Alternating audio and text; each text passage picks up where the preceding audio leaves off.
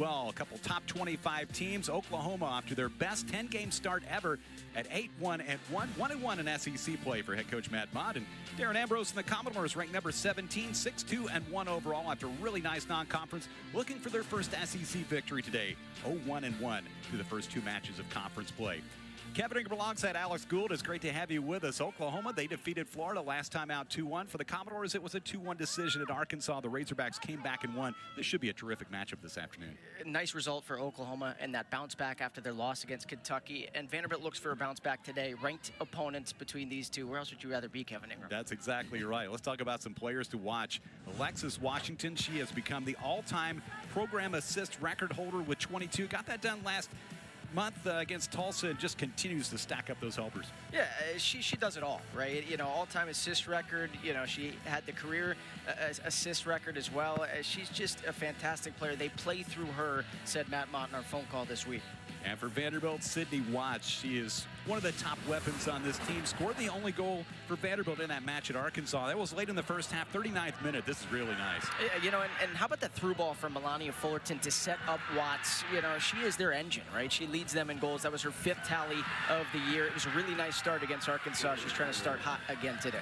Tied for 8th in the SEC in goals. The junior from Kansas will have the lineups get it started. Coming up next, Oklahoma and Vanderbilt from the Music City. Don't go away. And Lacrosse Complex here in Nashville on West End. Commodores and Sooners getting ready to face off on the soccer pitch, and a couple veteran coaches. Oklahoma side of things, there is Matt Mott, his 3rd year leading the Sooner program, his 16th overall, 13 seasons as head coach at Ole Miss. Of course, remember his days coaching the Rebels, a lot of success there, half-dozen NCAA tournament appearances over the years for head coach Matt Mott, who has built a winner at Oklahoma. We mentioned in the open, off to their best 10-game start ever. Look at the starters for this Oklahoma team, and just really a lot of firepower. They do have Naomi Clark back in the lineup. She didn't play against Florida, but back in there today. First in the SEC in goals with 7, and game winners with 4, and in points with 17. And right behind in terms of points, Kayla Kiefer with 16.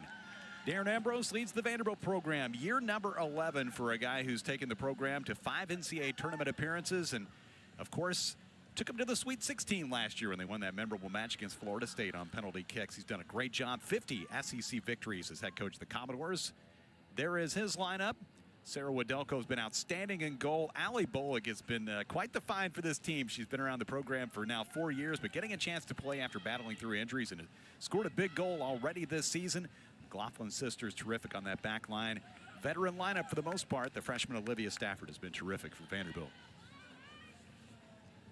So, Alex, ready to go here from Nashville, and this should be interesting to see which team can play its style. Oklahoma really puts the pressure on you. Yeah, they do, right? And so does Vanderbilt. We saw that against Arkansas. They dominated the first 45 minutes, really the first 50 to 55, and then it got a little bit sluggish defensively, and that was the difference in the game. Darren Ambrose really excited about his chances. I know they're thin up top, but you know, Matt Mott as well. He was talking about, hey, we needed a bounce back. We needed to be better prepared than they were 2 weeks ago against Kentucky. Got a big result against Florida. Oklahoma likes to push. Vanderbilt, again, likes to play with a little bit more possession base, so it's pace versus possession. Should be fun. Vanderbilt, you mentioned, Alex, without a couple of its top offensive weapons, no Addie Armenta, who's scored a couple big goals, including a game winner against Yale, and also Reagan Pence, the freshman. She's really talented, and you talk about players who can really stack up assists. She's great at setting up other people. Yeah, and they've missed Ella Eggleston, too, another name all season, right? And so that's 3 key starters going into the year that you don't have. Play back to the backside there, the keeper Caroline Duffy for Oklahoma. Early minutes just getting started. This is the first meeting as SEC opponents between these two programs. They've played twice previously. Vanderbilt with 1 win and 1 tie. Commodores won at against Oklahoma back in 2009, 3-1, and it was a 1-1 draw at Oklahoma in 2012. There's Caroline Duffy. She's been terrific. 90 minutes, 1 save in that win against Florida. 5th in the SEC in saves with 22 for the senior from Maryland who played previously at Duke. Part of the group of players to watch in the SEC. Same thing for Sarah Wadelko, the graduate student, the veteran Michigan native. She was SEC Defensive Player of the Week on September 8th. 4th in the conference in goals against average.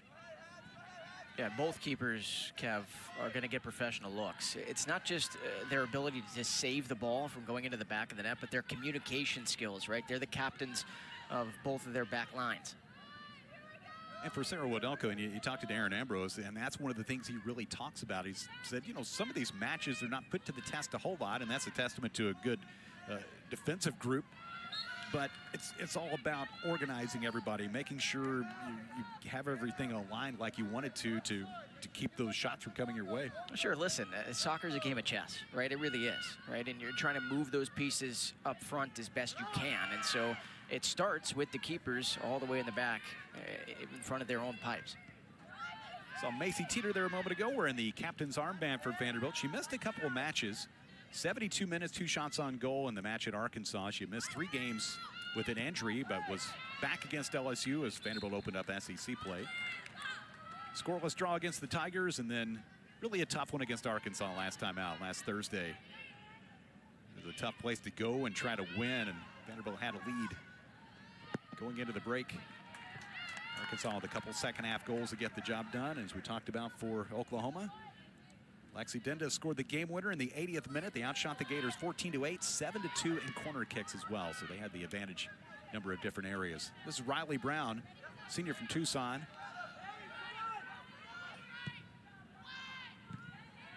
Poked back outside by Hannah McLaughlin, a 3-time All-SEC selection for this Vanderbilt program. And just looking at this matchup in front of us, it just feels like the first to 2. And it's funny because you could say that about plenty of matchups throughout the SEC today, but it just feels like, you know, both teams will probably get one past both stellar keepers, but if you can get a second, you feel really good about your chances. Trying to connect with Stafford, Oklahoma. But send it the other direction. Saw Brown there again a moment ago. She had an assist on the game winner against Florida. Her first assist as a member of the Oklahoma program after she had played at Washington. And I think you're right. You know, 2 goals in a lot of these matches will get the job done. It's not always a high-flying, high-scoring soccer. In the corner, the battle is on.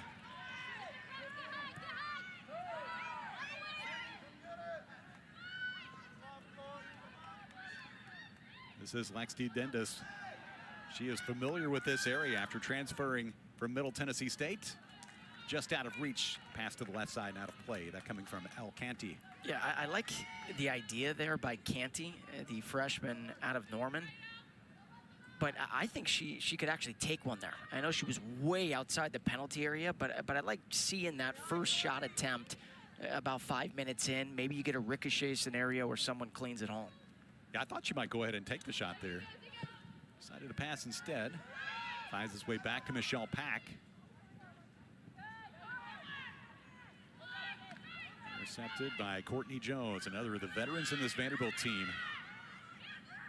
Got a couple juniors who have played a lot of soccer for this Vanderbilt program. Courtney Jones, we talked about Sydney Watts earlier.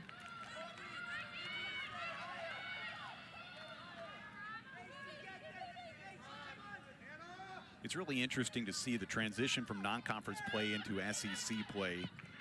In quite a few of the matches in the non-conference, Vanderbilt really has control of the possession, and in a lot of the matches played on one end of the field. It's a whole different story when we get into these conference games. Sure, but even against Arkansas, and you watched the same match I did, Kat, I really thought they controlled it pretty well. Even in the second half, being outscored 2-1, and that was the final, I thought they controlled the possession really, really well. And so, again, right now you're seeing a little bit more Oklahoma, you know, with possession, and again, they like to play with pace. Matt Mott told us, right? He said, we want to play on our offensive third for about 75 to 80. I mean, they like to play 100% of the match, but 75 to 80% of the match. Yeah, if you can play 75 to 80% of the match in your offensive third, you're going to like your chances more often than not. We saw Kayla Kiefer with a touch there a moment ago. How good has she been? Assist in 3 straight games, had 2 of them against Florida when she played 70 minutes. Just a sophomore, right? And she played for Matt Mott over there at well, didn't play for Matt Mott, but was recruited by Matt Mott over there at Ole Miss, transferred over to Oklahoma, and yeah, she's just a sophomore, plays like a 5th-year senior. Scoreless about 6 minutes in here in Nashville. Top 25 teams. Facing off as SEC opponents for the first time.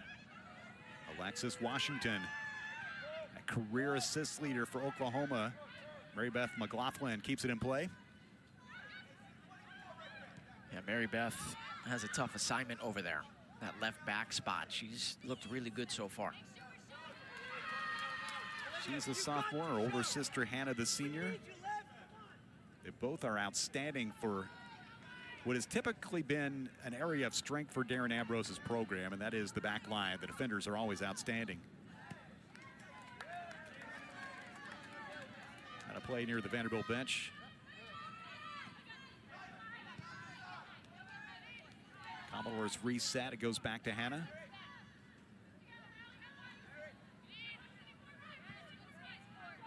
And you wonder too, a hot day. These teams are playing the second match, the kind of the back end of the weekend here. Both played on Thursday. And how does that affect things as we get deeper in this match today? Yeah, no hydration break today, right? And so we were told that before the match. And again, we weren't sure if we would have one or not. But yeah, listen, our legs are tired just watching. Yeah, exactly. But you get a fresh piece here with Clark, like you mentioned earlier. She was in the concussion protocol, got cleared last night. She was good to go. Did not play in that matchup against Kentucky. She leads the team in goals with 7, so good to see her back out there for Oklahoma. Makes them even more dangerous after opening up the season with 6 consecutive wins. They've never done that in program history either. Really making it tough for Vanderbilt to advance past midfield.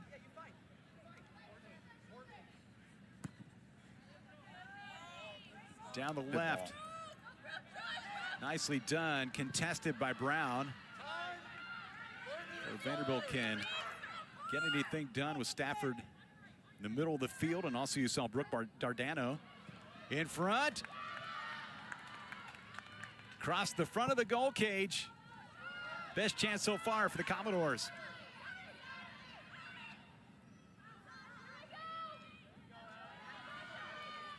It goes back to McLaughlin.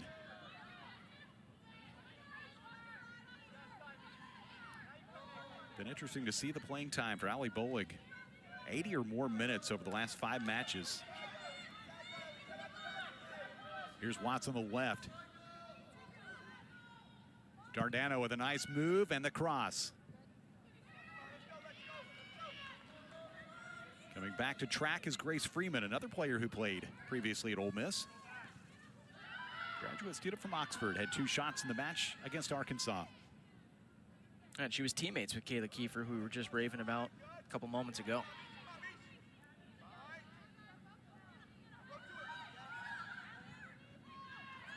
In the middle, Courtney Jones.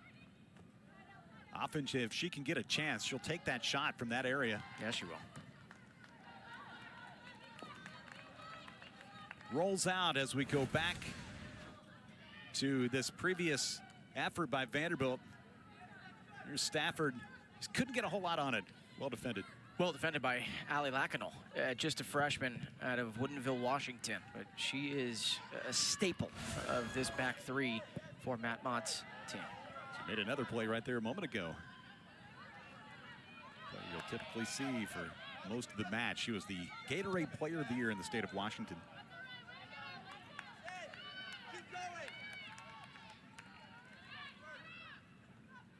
A lot of connections with that state with this Oklahoma program. You have a player or 2 from Washington State and from that state, and also from University of Washington in the case of Riley Brown.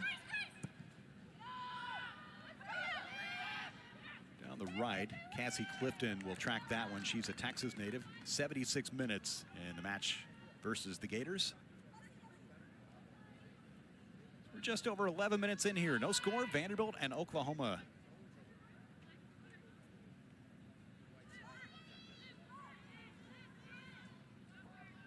In by Margot Matula. Courtney Jones trying to get to that one to get a shot away. Instead, maybe a chance for a counter with Clark. Pass forward, Washington.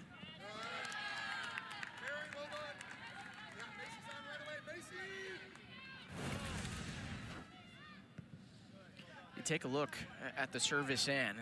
That's a nice poke away there by Michelle Pack, the senior midfielder out of Coppell, Texas. 50-50 balls, you have to win them, right? We talk about it all the time, coaches talk about it all the time. And so that aggression by Pack is the difference there inside the penalty area. Bolig. Stafford is down on the turf for a second, pops back up. Good job by Freeman to keep it in. Looking to get the angle. The cross, denied. Back out as it goes to Canty. Oklahoma preventing Vanderbilt from making those connections.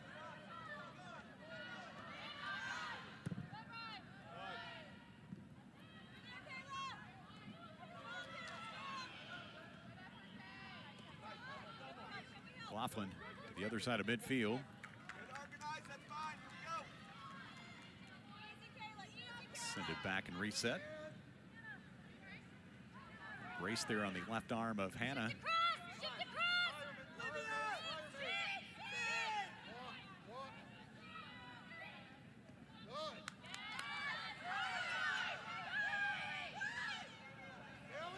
Middle of the field, it's Teeter. Takes a shot a little high. The senior from St. Louis. Go back to this play involving Grace Freeman. Yeah, good service by Freeman. And once again, who is it, Kev? Number 7. There's Pack with the left boot to get it out of there. And that's something that Matt Mott told us this week on the phone call. He said, we go as Michelle goes. That was high praise for number 7. It says she does not get enough credit around the league, around the country as a holding mid for what she does for this Oklahoma Sooners top 24 team in the country. She is part of the SEC watch list going into the season. Basketball, they had the what's called the pack line defense, made famous by Virginia, but I think that was pack line for Oklahoma there a moment ago. It was. You're pulling out everything today. Oh, man. You're in your bag. That's right. It's a Sunday. Oklahoma. Got Naomi Clark inside the 18-yard box, and this was out of play. Last touch by the Sooners. Yeah, and Kiefer can't believe it. She was setting up for a corner there. Looking at our referee today and wondering why that was the call. Rhiannon Dowds is today's referee.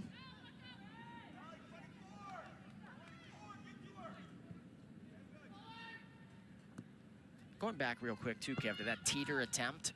She's so tenacious, right? I mean, such a crafty move. Looked like she was going to give up the ball deep to defender. And listen, she's about 5 to 10 yards outside the 18. But again, I like the aggression. Skied one a little bit, right? But it sets up the next opportunity potentially to put one on frame. Going to go back to Adelco, and we had Macy Teeter in our podcast here a few weeks ago, and she was saying that she and Courtney Jones in those midfield spots, their teammates called them the bulldozers just because of their physical play.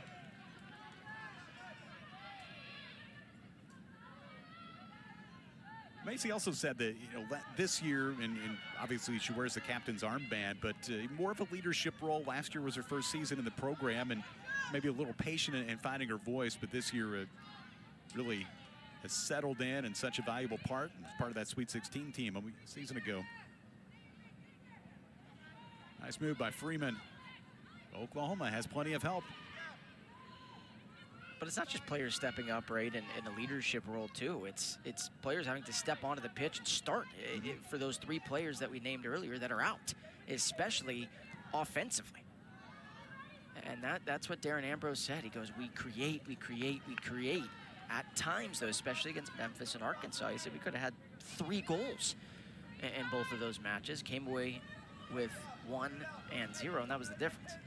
And I think that you talked about that Memphis match. They lost 1-0 in that one, and I think that one was especially frustrating because, as we talk about, you can feel like you have the game under your control and maybe you outplay them for a whole lot of the match, but then 1 goal makes a difference. Yeah, and both those programs now in the top 10 in the country. It's Jones with a shot. That one a little high and wide. Goes to the right. Caroline Duffy gives it a look.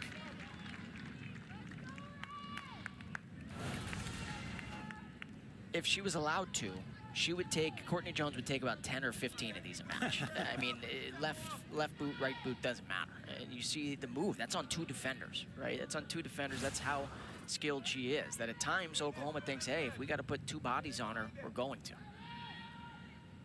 Courtney Jones, one of those players. I mean, she is so durable.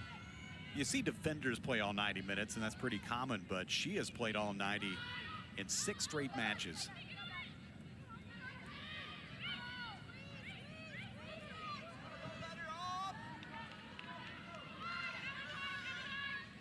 No score, first half.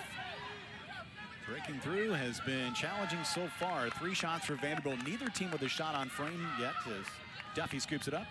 Yeah, and how about that? That was the left back in Mary Beth McLaughlin there saying, listen, if nobody wants to step on me, we'll take it all the way that we can. And then that was the striker, Naomi Clark, coming back from injury saying, if I have to make the slide tackle because no defender was stepping up on Mary Beth McLaughlin, she made the defensive play.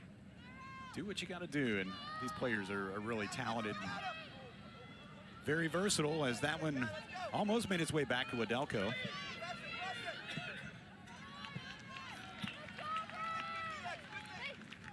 Poked down left side, and Oklahoma will throw it back in with Dendis.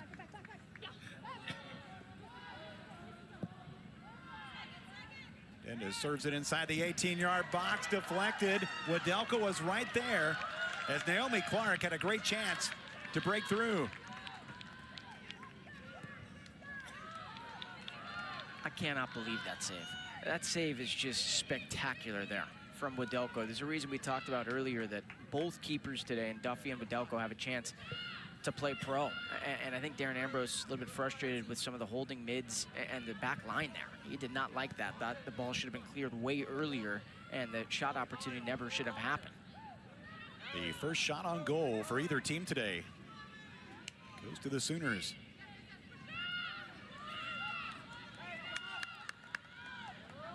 This one finds its way back to Wadelko, and Commodores will again try to get started with 26 to go in the first half.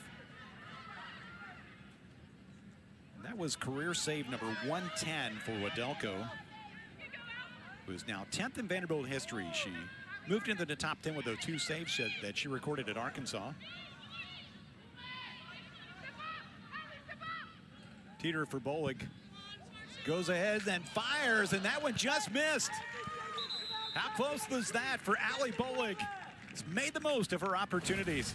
Okay, so we're looking at the other end here first, then we'll go back to that Bolig try. And I mean, that's as good as it gets for Oklahoma. The service, the light touch, finding Clark, and Clark all season has found the back of the net, but finds the back of the leg instead for Wadelko, and then Bolig. Again, why not? Why not give it a go? She has such great touch and just missed over the bar. And after we were told that there was going to be no hydration break, here we go, Kev. So a little chance to recharge here in the first half.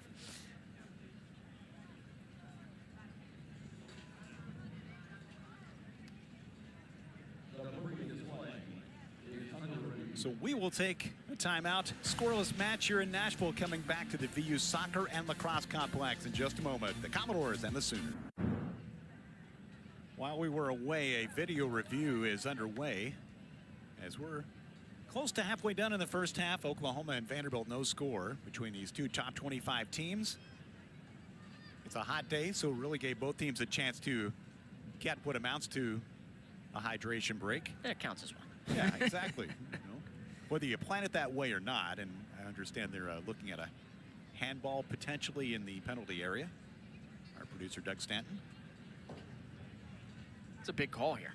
Crucial call. See if we can tell what happened.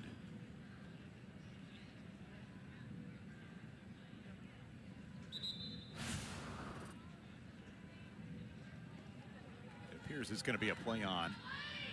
And that was all the way back. Yeah, that was a while back, wasn't it? That was all the way back to that opportunity for Clark. I think even Darren Ambrose is thinking, what were we looking at there? But then to go forward, how about the attempt by Allie Bolig? That was as close as anybody has come on Vanderbilt's end of things to finding the back of the net. Sure, I'm just wondering too, I understand in the sport of soccer, of course, you want to keep that clock moving, right? But I kind of feel like if you see something or think that, you know, if the 4th official thinks, hey, we could have a handball, I think you stop the clock there. and take that review rather than about 5 minutes later. Play continues. It remained a scoreless match. Didn't see anything that merited making any sort of change. Right side, Freeman with a nice run. Pass attempt deflected. Cassie Clifton is right there. Those defender spots for Oklahoma.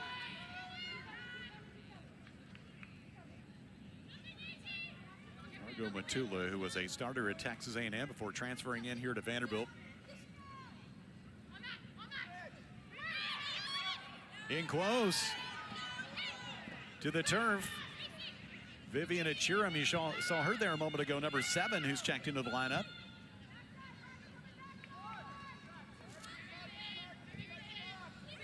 Matula trying to connect with Jones. Freeman's cross deflected. Tracking back Kiefer, but it goes to McLaughlin.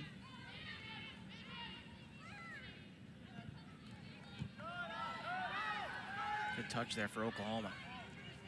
And here is Clark. The transfer from Washington State, a Colorado native. Top point getter in the SEC. And a foul on the Commodores will result in a free kick for Oklahoma. See the opportunity. And how about the leave by Watts there? It's just so witty to leave that ball. I know it didn't result in a shot opportunity, but that was super, super smart.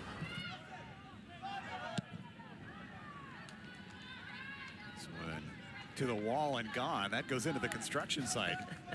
Well, listen, we got the playoffs in baseball around the corner here, Cal. That thing was crushed. It went over the Sweet 16 banner. And good luck getting it into the construction over there. Yeah, you got to put on your, what's it called, PPE, the yeah, protective gear, the hard hat and the vest. That thing's gone for a month. If you get a hard hat, a lot of the Commodore players have the vest that's the correct color to go over there. Exactly. So take care of business. Find the ball. They don't send you over there? No, not usually. When they were doing all the construction, you would have to go to the office and get that stuff to put on just to move a case of equipment or something. Down the left side, looking for Achiram. This one almost went over the fence on that other side from Riley Brown. Ran out of soccer balls here. Listen, they only bring 3, so.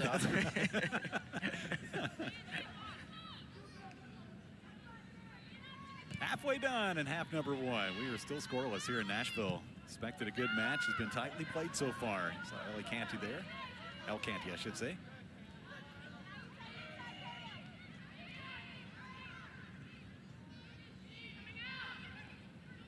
Two teams and veteran coaches who've built winning programs. Oklahoma at 8-1-1, including their first SEC victory last time out against Florida. This feels like a big match for Vanderbilt, trying to get on the board in SEC play. They didn't have the draw against LSU. You don't want to go too long with a 0 in that first column. Without a doubt.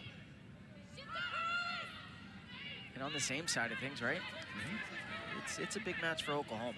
They're trying to pick up a ranked victory, move themselves up in the rankings, and we know it. We talk about it all the time. Playing on the road in the SEC doesn't matter the sport. It is so tough to do.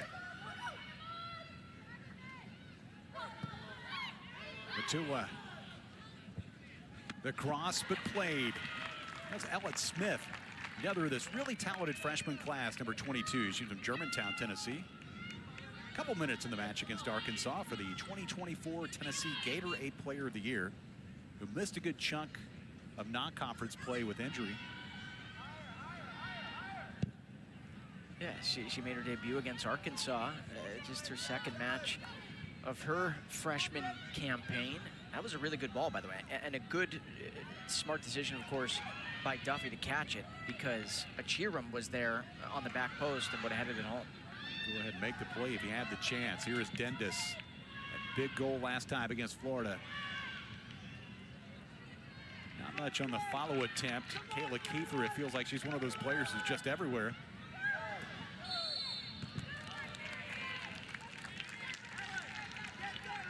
We'll get the foul here. With 20 to go in the first half.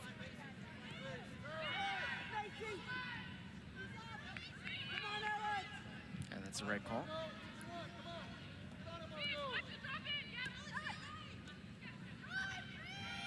Freeman puts on the brakes. Plays it back from Matul, and the Commodores reset.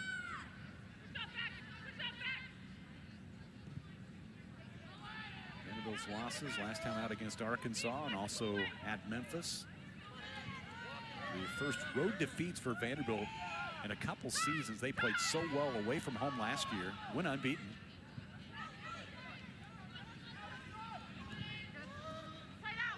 Smith inside the 18-yard box.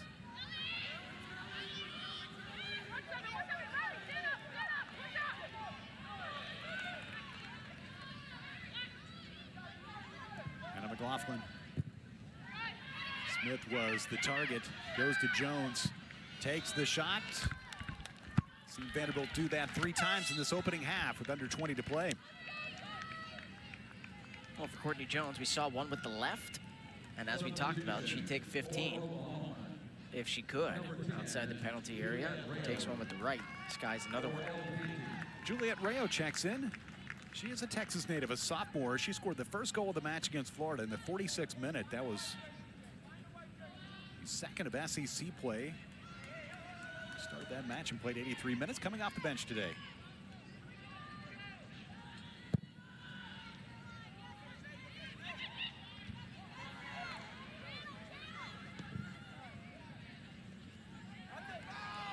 Washington make that pass. You said it earlier, Alex, that she's just right in the middle of everything. So much of what they do offensively flows through Alexis Washington. Her and Kiefer, not just 2 of the best players on Oklahoma, not just 2 of the best in the SEC, but truly 2 of the best in the country. If you're a future Sooner or Commodore watching at home, I mean, watching those 2 play, it's just phenomenal. From a defender's standpoint, the one with the ball right now is one of the best players in the country as well, Yeah, Anna McLaughlin. And so is her sister. Yep. Good run, Morrell. She had Kiefer in the middle of the field. Oklahoma wanted a whistle. That's an unbelievable slide tackle there by Bolig, because if Morrell gets one more step, like you said, Kevin, we were looking at it, Kiefer had tons of space. Tons of space. And into Kiefer's left, he had Naomi Clark. Yeah, true. Had it set up like they wanted. Commodores able to defend well. Coming up on 17 minutes to go in this first half. First time playing as a ranked team against a ranked team for Oklahoma under head coach Matt Bond. This may save a one-on-one between Wadelko and Kiefer there. And like you said, Clark was back post even farther off screen there. But Kiefer had space. Tons of space. I'm actually a little bit surprised too that Morrell didn't go to her just before Bolig got the tackle in. That's one of those plays too. You know, if you're Bolig, you make the tackle, play continues. That's a best case scenario. But even if you get called for a foul, it's a free kick and it's pretty far away. And it's a good foul to get.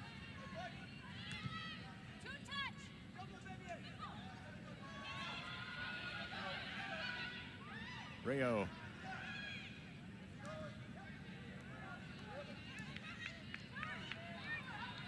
Courtney Jones, so skilled. She's a lot of fun to watch.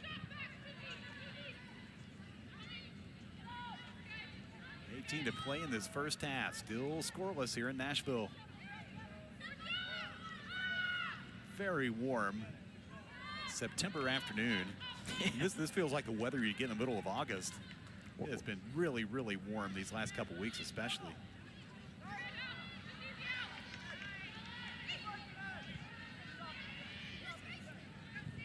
Ellen Smith getting a taste of the physical play of the Southeastern Conference there a moment ago. Little tug of the jersey, now it goes forward. Clark is onside. Mary Beth McLaughlin tracks back. Just not an easy assignment for either McLaughlin right now, because you got Clark and then you got Kiefer. Someone has to make sure that they are on number 2 and number 6 of Oklahoma the entirety of this match. It is hard to do. We have not had a corner kick in this match yet, as both teams will bring on subs. Melania Fullerton, who assisted on the goal by Sydney Watts at Arkansas. A couple subs for Oklahoma as well.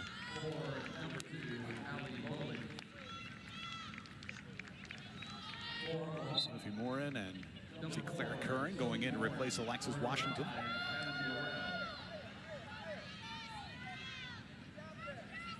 Morin is from Cheshire, England.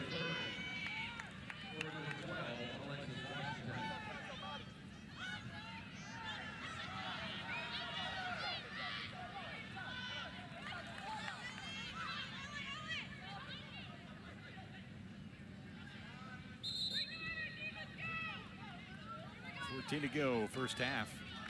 Throw in for Oklahoma coming up. Mentioned Claire Curran. She's a junior from San Diego.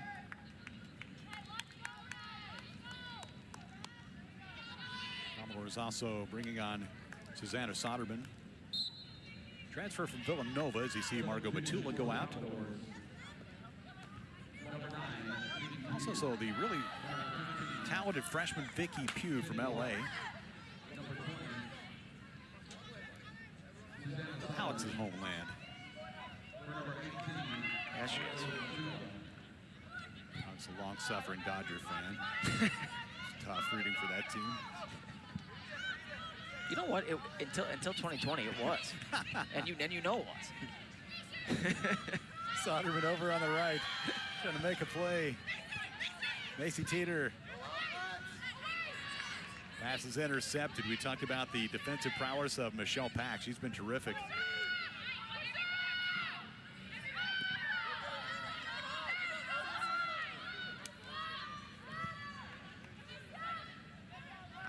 I was watching Darren Ambrose over there. I think he wanted that ball to stay near the penalty area. I don't think he wanted, I know they like to play, you know, back to front, but I think he wanted the ball to stay over there. Pugh leaves it on the left. Here's a cross, but a cross for a shot. It was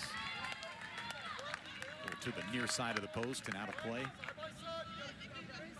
It's amazing we've gone this long in the match without a corner kick. Got 12 to go in the first half. Coach Darren Ambrose hoping to see his team bounce back from a tough one against Arkansas. Kind of see the frustration with everybody in Vanderbilt's program at the end of that match. It's tough to go in there and have a chance to win. So I slip away in the second half, but new day today.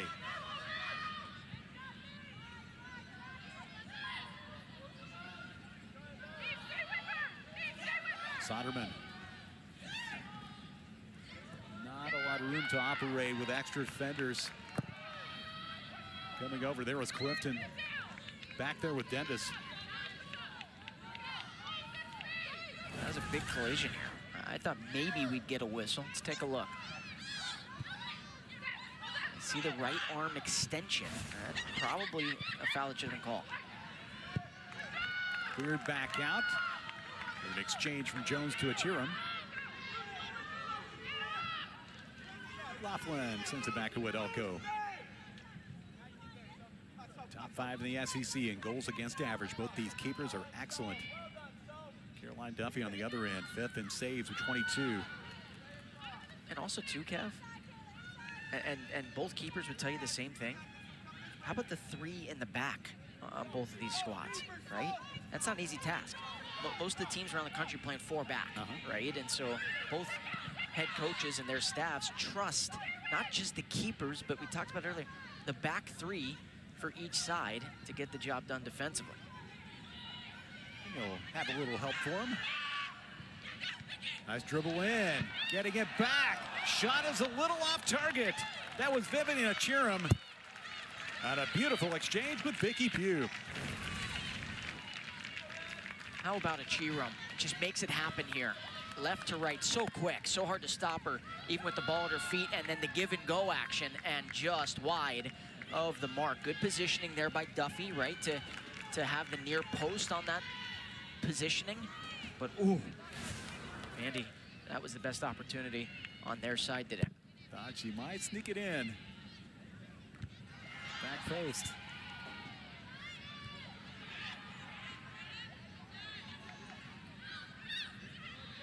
6-3. Vanderbilt in shots. Oklahoma has had the only shot on goal, and that was a good chance that Naomi Clark saw Sarah Wadelko knock away. Has been the only shot on goal, the only save so far. Senior sub, Brenda Mullaney goes in. Another player who was at Ole Miss previously. She's from the Memphis area, from Collierville.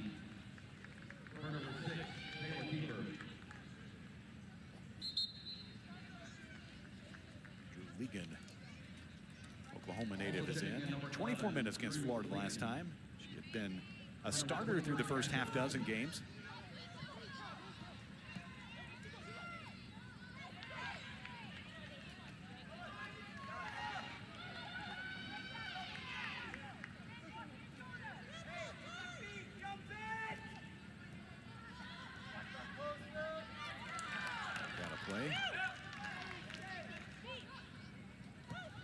Too much of the match played in this area. Wadelko runs up and makes the grab.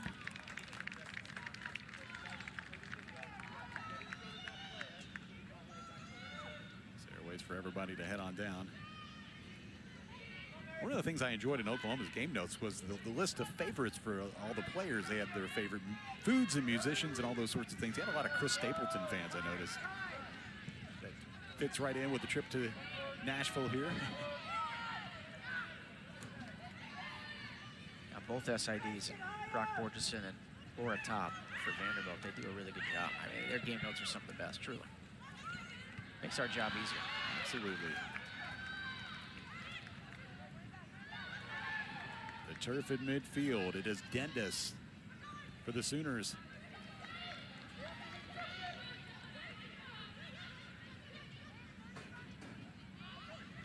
So her favorites, Morgan Wallen. That was another popular answer.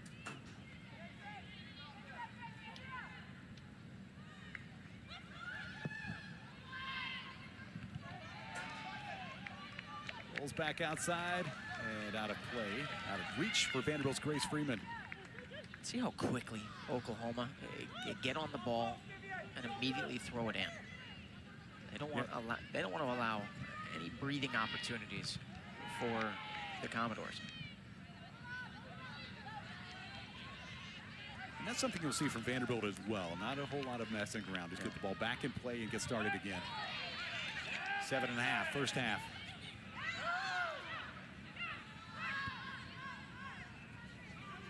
Way back to Caroline Duffy. She was also 5th in the SEC in saves back in 2024 and had 2 games with double-figure saves. 18 victories in her career.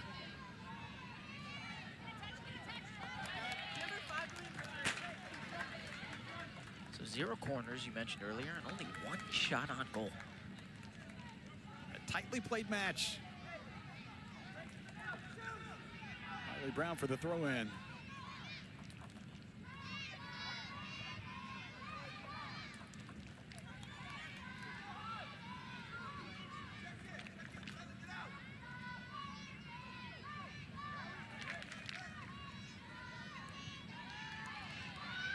I believe that's Alexa Smith waiting to check in for Vanderbilt. Almost hit her a couple times with errant passes. Ready to enter the match. 6.5 minutes to play. This first half.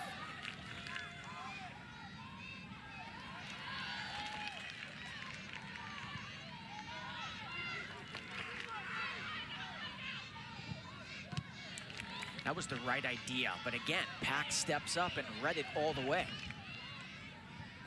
You had for Vanderbilt Soderman over on this right side.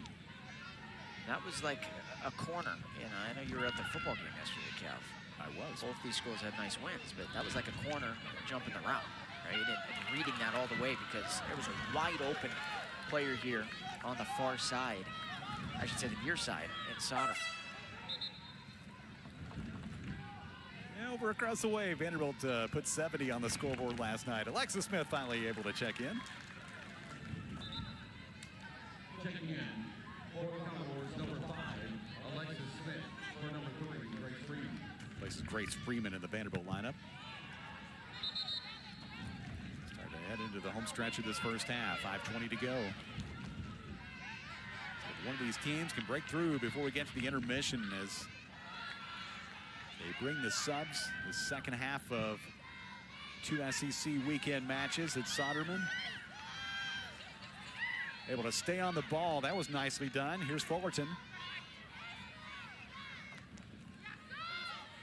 Soderman denied. Morin was there for the Sooners. But that switch of the pitch, Kev, is exactly what you and I were looking for from a Chirum that she decided to do on that previous opportunity, but that's where Pack stepped up and read it. That was another good look, and this time it got through to Sodom. Long pass from Hannah to Mary Beth McLaughlin. Soderman, some space, the cross, header and played. Duffy slides to her right to make the catch. The build-up, it started with Mary Beth McLaughlin. This is a wonderful service and found the head of her teammate in Ellett Smith. It couldn't quite get it past Duffy. Wouldn't have been on frame anyway. But that's a great build-up. And again, it started with Mary Beth McLaughlin. Final 4 minutes of the first half. Mary Beth McLaughlin has now switched sides of the pitch. She was the left back, now playing in the right back position. Jack of all trades will play anywhere. Oh. A little dangerous there. Nice play by Hannah. A little is generous, by the way. That was a lot of bit dangerous, and that's a beautiful touch on the ball there. Not this time by Mary Beth McLaughlin, but by her sister and Hannah McLaughlin. Mulaney was right there for Oklahoma. Florida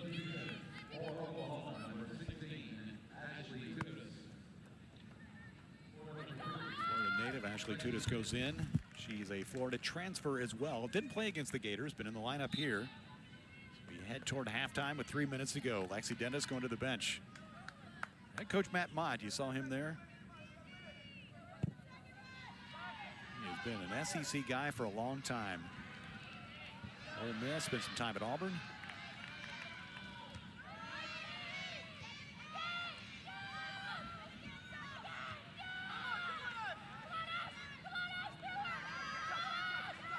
A battle at midfield.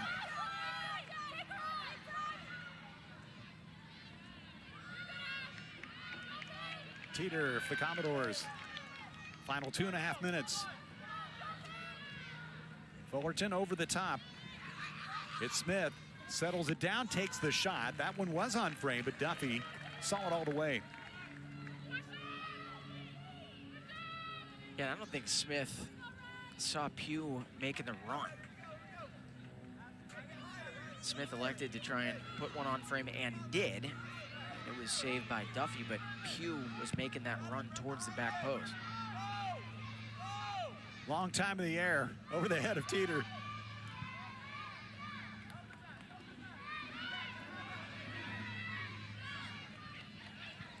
Fullerton to Smith.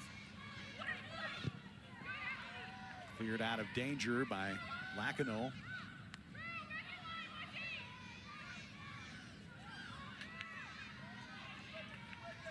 .90 seconds before halftime. Nice touch there by number 28 of Oklahoma, Luciana Sedaduke. Getting interesting again. Another big run. Again, it was Mulaney. Wadelko snuffs it out. This is where you got to make that decision right away. Right, Kev? You got to make that decision right away if you're a keeper. Am I going after it or am I not? And Wadelko, cat-like reflexes to make sure that Oklahoma didn't strike first. Come out, try to seal off that time and space. Make that angle a little tougher. Seen Wadelko do it over and over during her Vanderbilt career. In the last minute.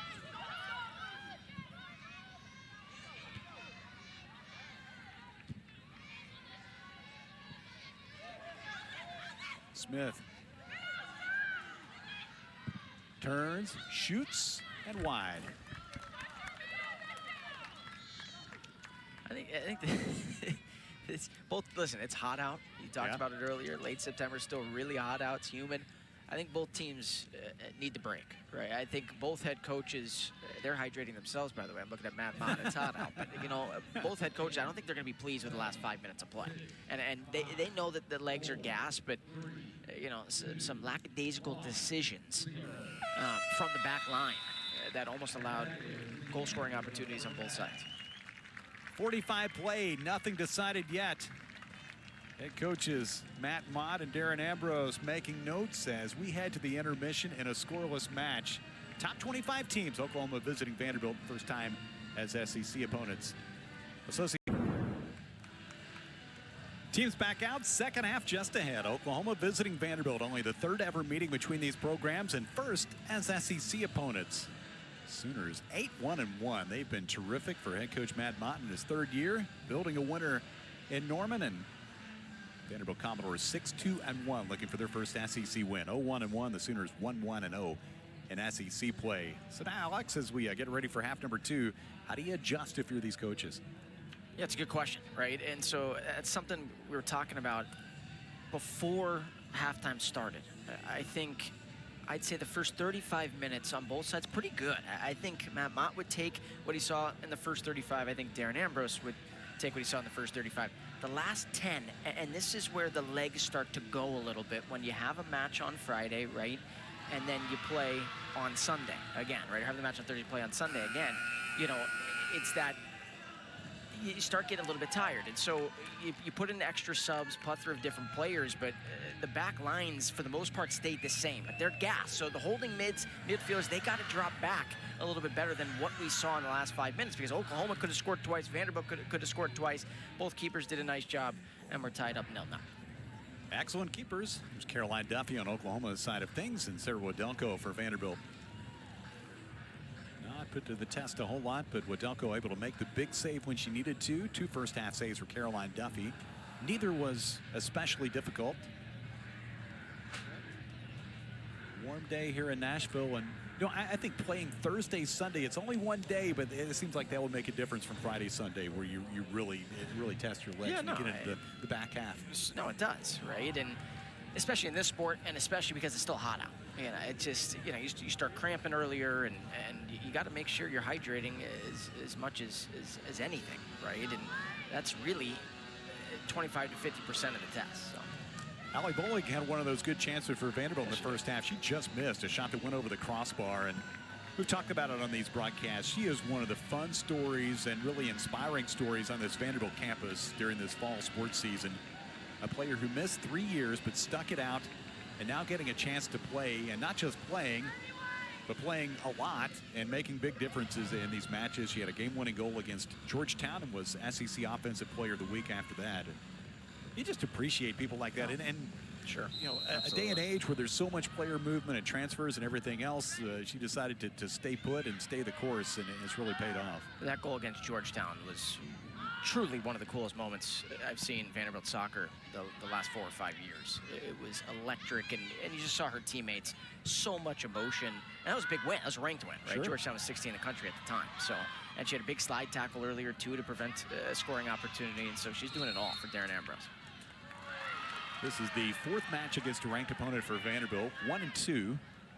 A victory against Georgetown and defeats against Memphis, and also last time out against Arkansas. As you see this play. I don't know how that's a foul on Vanderbilt.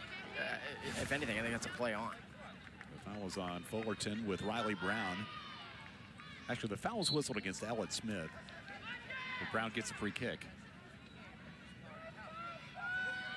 First minute of the second half, just underway.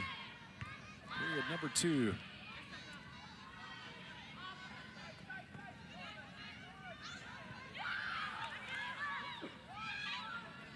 Talk about a lot of these players going all 90 minutes more often than not, but in this match, you got to manage that maybe a little bit differently than you would, as you see Alexis Washington chase it down on the near side.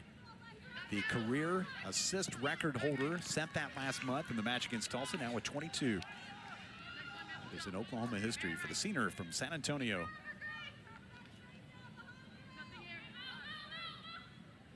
Short of 70 career matches. Jones stepped in front, took it away from Morrell.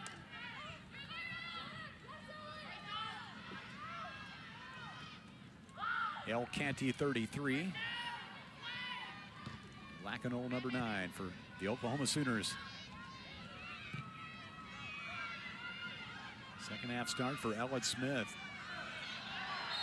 who just made her Commodore debut. This time the foul will go against Brown. And this is the right call.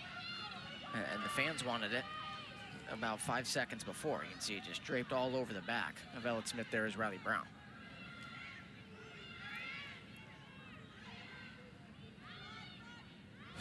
Either of these sides break through. Not a lot of time and space to operate. Sydney Watts lost her footing. Fullerton. Now it's a Cheeram. Dribbling in, the shot. Did that hit the post? Couldn't tell if Duffy got a piece, Yeah, and then I off think Duffy the post. might have, and looks like it'll be the first corner kick of the day coming out for Vanderbilt. Chira, just again, one-on-one, almost impossible to stop.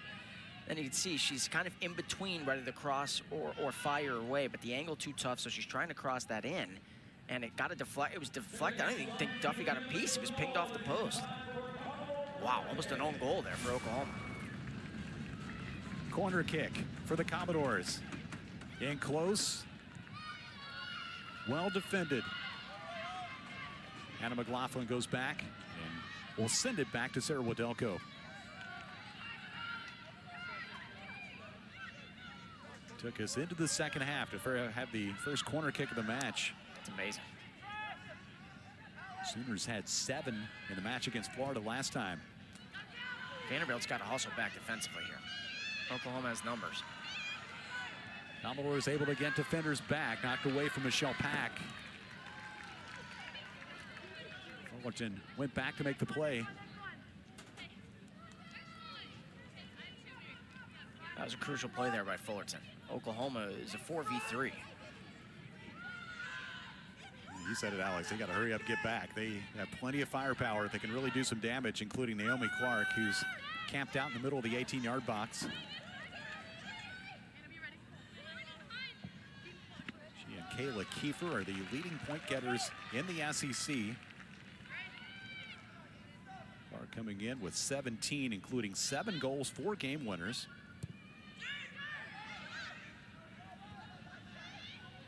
Kiefer is first in the SEC and 3rd in the country in assists with 8, and 2nd in the SEC with those 16 points. Jones, here's a Cheeram again. Waits, takes the shot. And another corner from the same spot. Yeah, and listen, Cheeram's frustrated because she keeps beating the left back. This has happened multiple times today, and that's just a tough angle, right? She's trying to wait as long as she can, Kev, for Fullerton to make the run, but she feels a couple of Oklahoma defenders closing in, and so she tries to take a chance, and now you get a corner. Served in, settled down. Fullerton. That's the right play there by Clark. Just get it out of there and reset everything. All the way to the other end.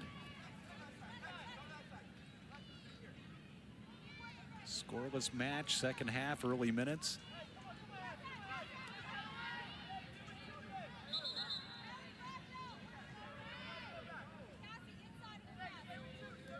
I think they're going to say you're going to move on down to throw it in. Margot Matula, number 18 in black and gold.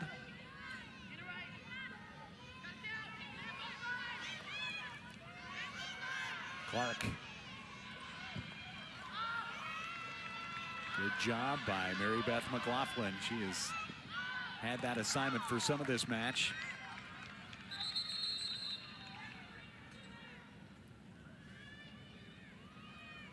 Clark is down here, Kev.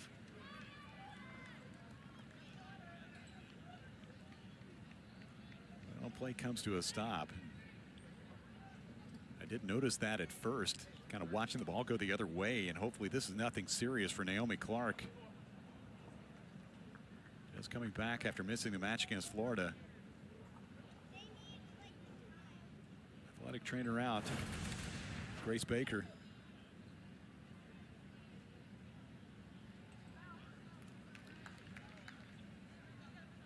You're looking at the right leg as you see this play and the tackle.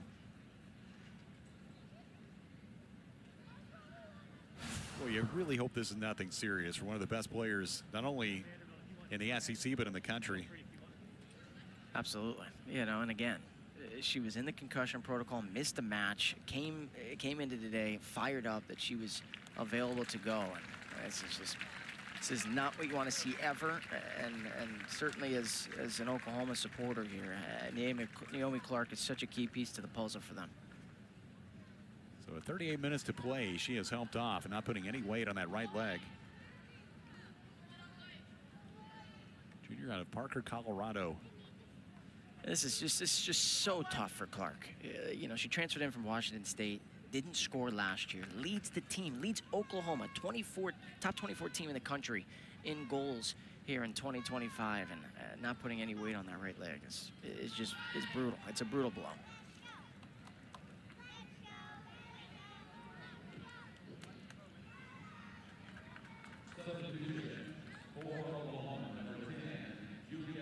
Juliet Rayo goes in to replace Clark. Get any update, we'll pass it along, certainly. No score here in the second half in Nashville.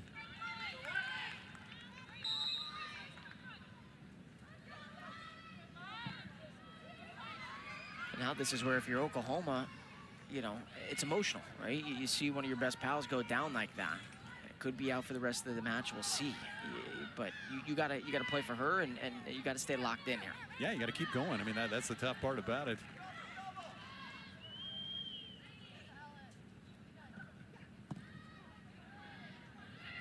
Mary Beth McLaughlin. Now it's Bolig. Rio would catch just a piece of that one.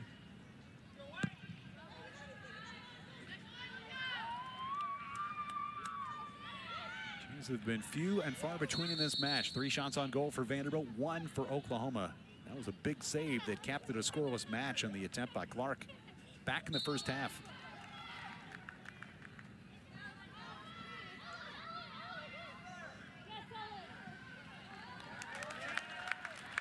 Knocked away from Ellett Smith.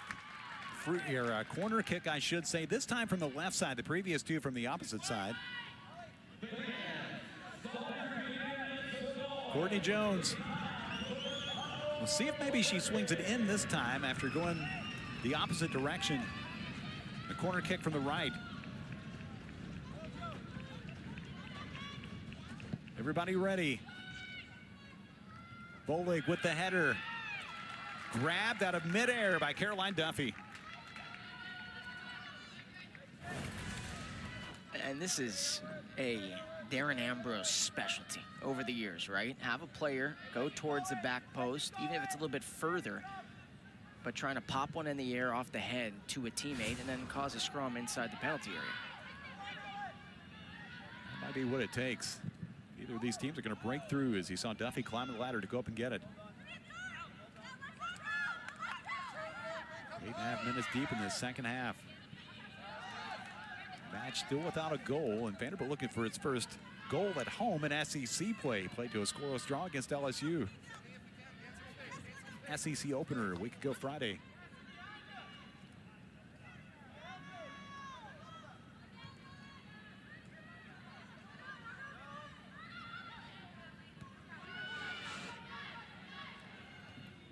And McLaughlin safely back to Wadelko.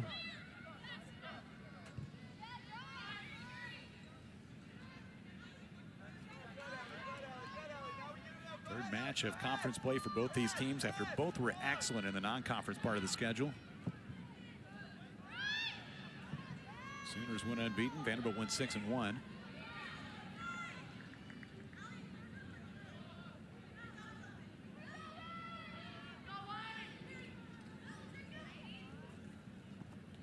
For Fullerton, that was broken up. Canty Bodies everywhere. Smith goes to the turf. Riley Brown there for Oklahoma. This will be a free kick just this side of the touch line.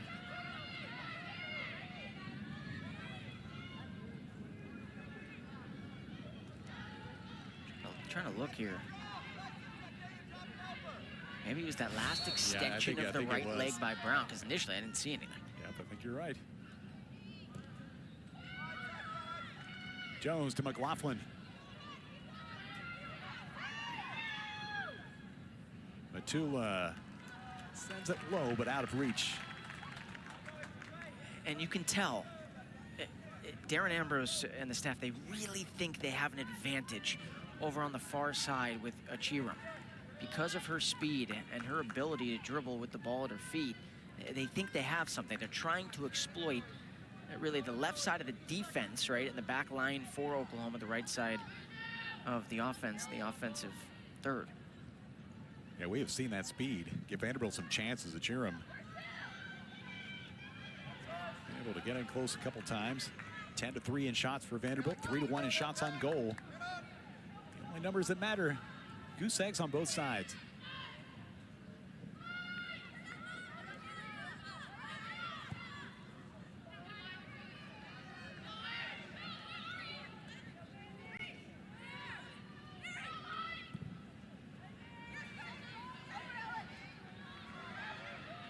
Sydney Watts, plenty of attention.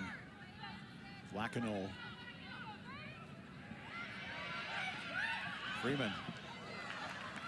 We'll see what the call is here. This is going to be another corner.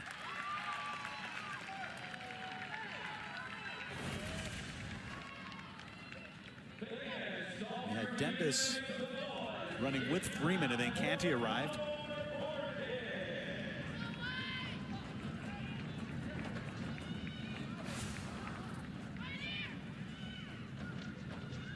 No corners for the Sooners, 4 for the Commodores, 2 from each side. A little lower. Freeman over the top. Duffy comes up a couple steps to get it. I love the switch, though. Remember, on the last corner, they went back post, way back, trying to pop one in the air to Bolig. This time, Jones bends it, right? Almost an Olympico there. Almost went into the back of the net, trying to score herself and really cause a scrum, like we talked about, and Vanderbilt unable to capitalize.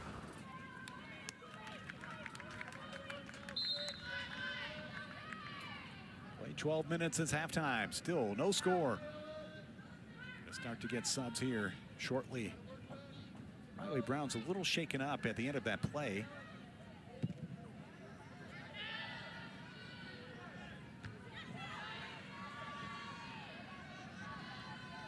Allie Bolig. One of the things that areas where she really gives you an advantage is her height. And we saw it on that corner kick a few minutes back. You saw it again right there. Absolutely. And that's what they were trying to do on that first corner, right? Is just find her. Saw it with Caroline Betts a couple of times last couple of years. Late stages, right? Late in a match, they'll even push forward Hannah McLaughlin, right? Tallest player on the field, to try and pop one in. Macy Teeter in. Placing Fullerton for Vanderbilt. Also saw Claire Curran go in to replace Lexi Dendas.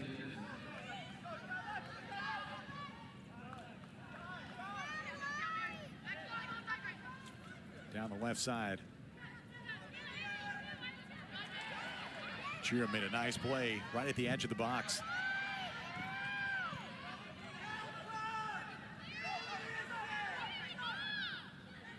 You can hear Darren Ambrose with the defensive instructions for his team. Even with Naomi Clark out of the lineup for this part of this second half anyway, after she went down about 7 minutes back in game time, they still had plenty of firepower.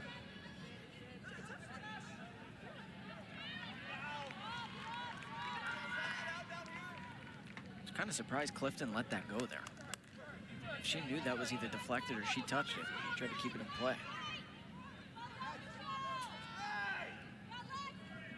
keeping an eye on Naomi Clark over on the Oklahoma bench. She is up and walking around, and it looks like they put a wrap on her right leg.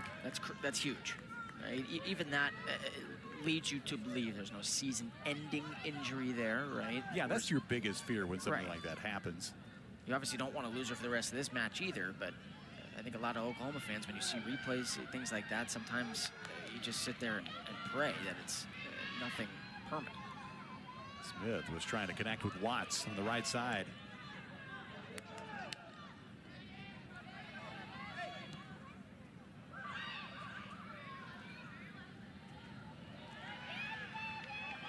McLaughlin, middle of the field.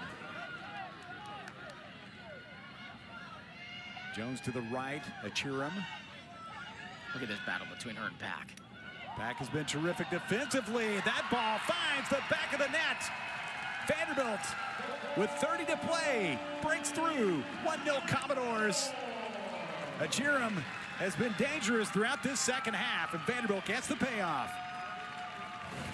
We said, right, they're trying to exploit that right side, and Achiram and Pack, and Achiram's just trying to serve one in here, Kev. She's trying to find the head of Smith, and instead finds the back post into the back of the net. That is just perfect accuracy on that service that turns into a goal for Achiram. And you know what? Achiram deserves that. She has played better than anyone on the field today, and that is critical. And actually, you know what? It might have gotten a piece there. It might have gotten a piece of Smith. Smith might have just gotten a deflection on it. They do give the goal to Ella Smith, the first of her career, gives Vanderbilt the lead. I was with you. I thought it might have been at first. No, she did. Achiram. That was but deflected. It will be Smith, and Achiram gets the assist. And Commodores, most importantly in this match, lead 1-0. Normally in plays like that, you sit there and go, there had to have been something, right? Because it's so tough. But of course, when the keeper is playing near post there, that's just an amazing job by Achiram to serve it in. Smith makes the run. Smith gets it off the side of the head. They went to the replay monitor to check to see if it was offside. Everything is good, and the Commodores have a goal in the 60th minute. So it's funny, they actually announced a Achiram goal here. They put it on live stats, a Achiram goal, but I think they're going to switch that to Smith. Either way, neither player cares. They're up 1-0 with a little over 30 to go. That's a big-time goal for the Commodores. So Ella Smith, the Tennessee Gatorade Player of the Year in 2024. A couple minutes at Arkansas, she settles her way into the lineup, and in a big way, just enough on the header to give Vanderbilt the lead. The beautiful ball in from Vivian Achiram against the assist. And for Smith, by the way, it's her second career match and has a goal against the number 24 team in the country. For Achiram, that is her first assist of the season. What a time for it to come, right? Yeah, it couldn't have come at a better time for Vanderbilt. She had a goal back earlier. Yeah, talked to Darren Ambrose for a couple of minutes before the match, and he was just saying, listen, he goes, it's no excuses, right? It's next woman up mentality, but he said we're banged up. It needs somebody to step up and make a play. That's exactly what you've seen from Achiram all match long, and you get Smith back, and boy, it's proved to be crucial. Teeter hit the turf, trying to get it back from Sydney Watts. Couple of key parts for Vanderbilt not in the lineup today. Addie Armenta and Reagan Pence, both have been starters, both have been out for a couple matches. As we are under 30 minutes to play here in the Music City. Run on the right side for Stafford.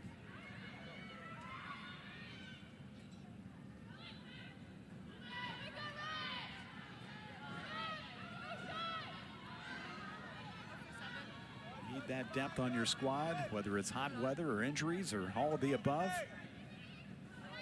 A lot of players from both sides on the field today. Courtney Jones.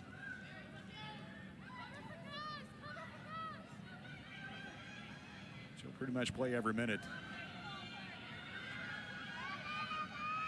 Looking for a cross. Maybe another chance here.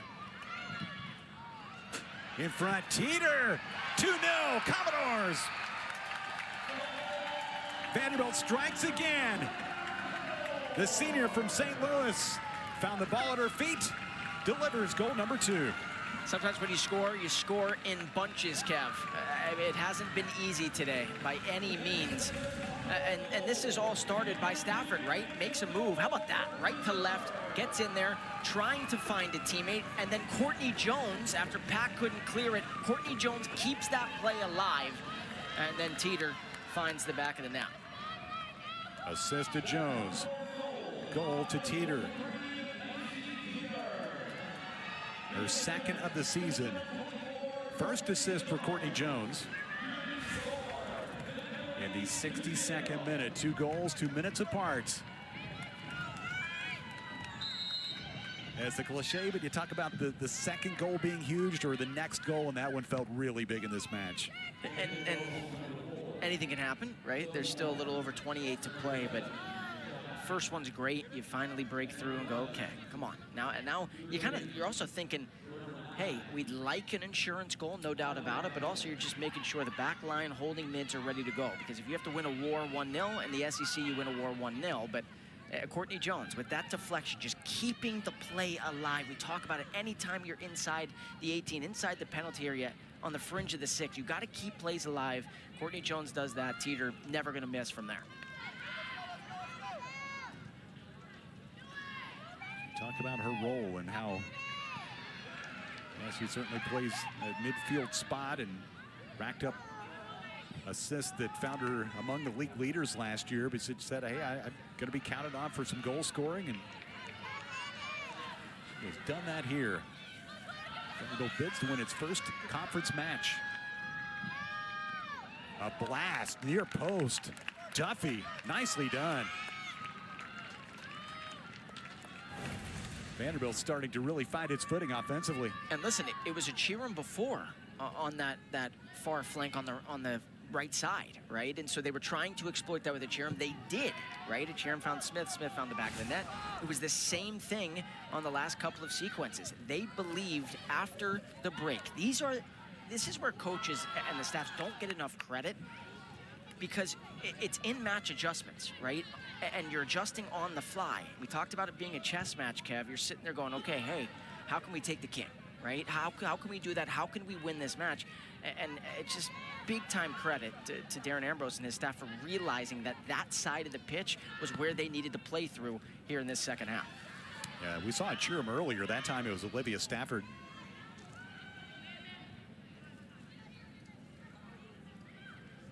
26 minutes to go here in Nashville. A match that had been scoreless through about 60 minutes. Vanderbilt striking twice. First goal for Ella Smith on a header. A ball in from Vivian Achiram. And the veterans, Macy Teeter and Courtney Jones. Teeter with the goal and Jones with the assist.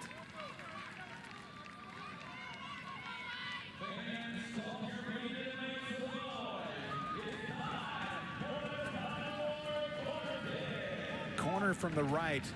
Vanderbilt has had all 5 of them in this match. Oklahoma has not registered a corner kick on the afternoon with 25 minutes left.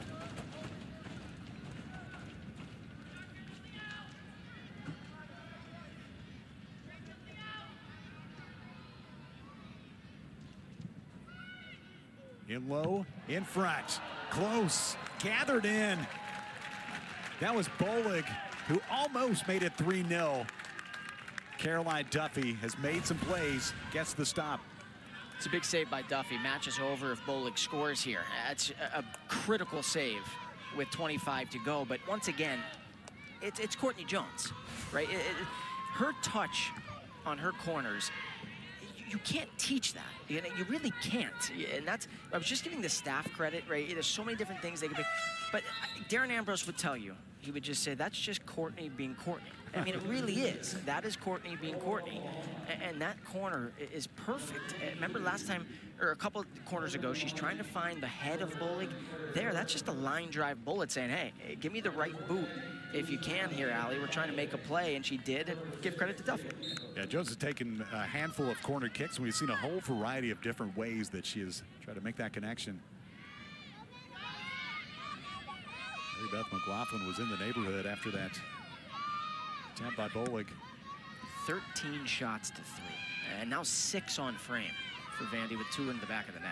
And you're That'll talking get about the job done. for Oklahoma, they're top scoring team in the SEC. They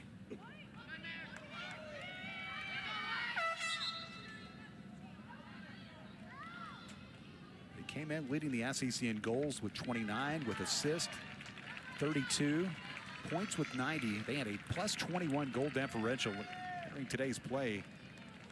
They have not been able to score as we head toward the midpoint in the second half, and Vicky Pugh enters the lineup for Vanderbilt.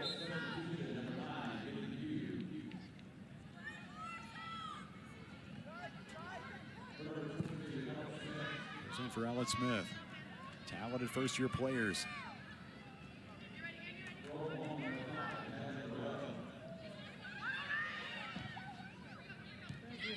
And good to see as we see a shot that's caught on a hop by Sarah Wadelko. That was taken by Juliet Rayo, and you see Naomi Clark back in the lineup for Oklahoma, and that is great to see number 2 back out there. Yeah, good to see Clark, no doubt about it. That's crucial, and Rayo, decent strike rate, didn't quite get enough on it. Wadelko makes the save. Rayo, of course, scored the game winner against Florida in the 80th minute last match. Vanderbilt continues on the attack. Right side to Stafford. Can't quite get to it. Did all she could to keep it in play. 2-0, the Commodores in front. It's a warm Sunday afternoon here in Nashville.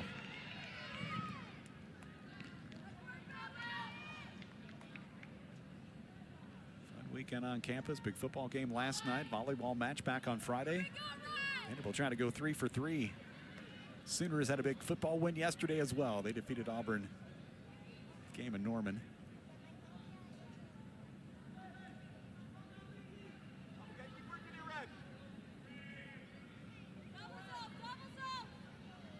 Nice move. Yeah, really great move. There's Freeman, number 3, trying to get Vanderbilt goal number 3.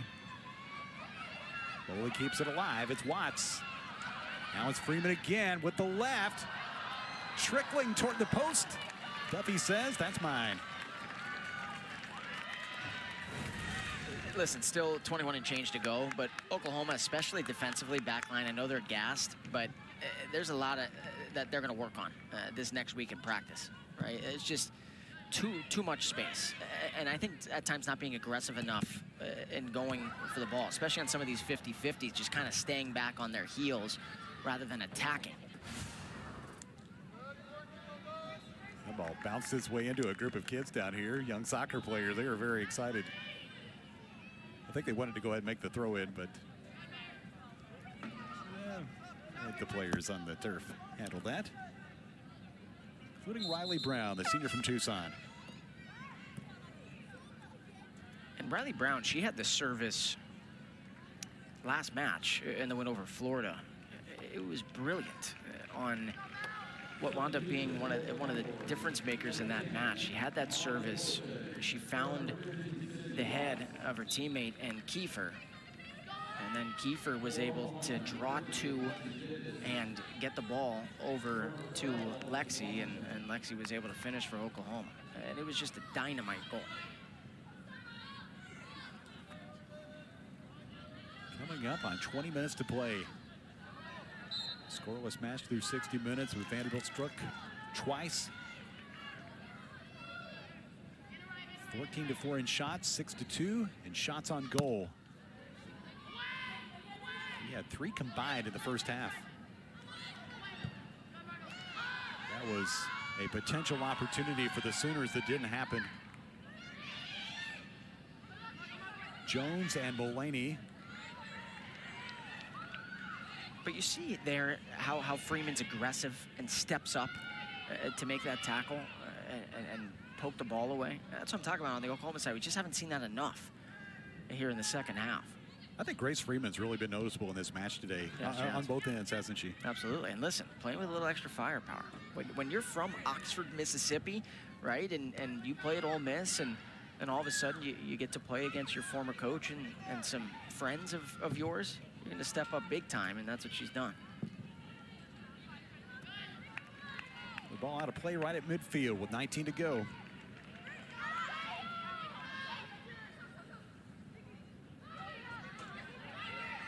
Another cool storyline too coming into this match, as you get a whistle here, is Jessica Hiskey, assistant under Matt Mott.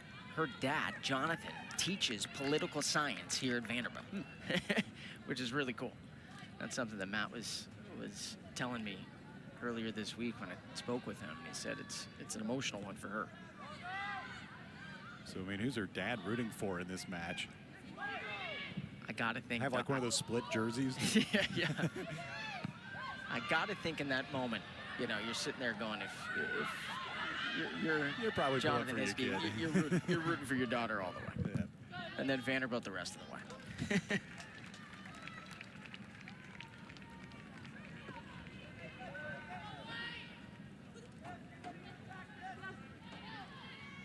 Beth McLaughlin patient before the throw in.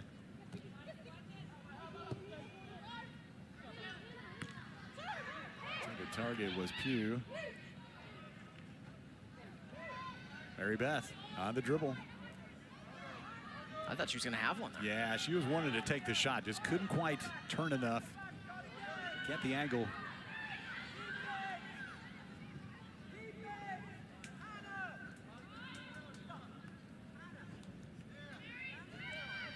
McLaughlin is a key part of that back line for Vanderbilt.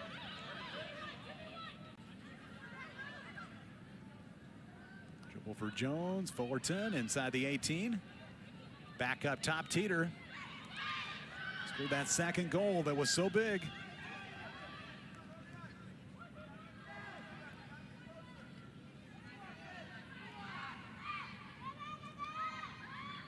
Stafford denied.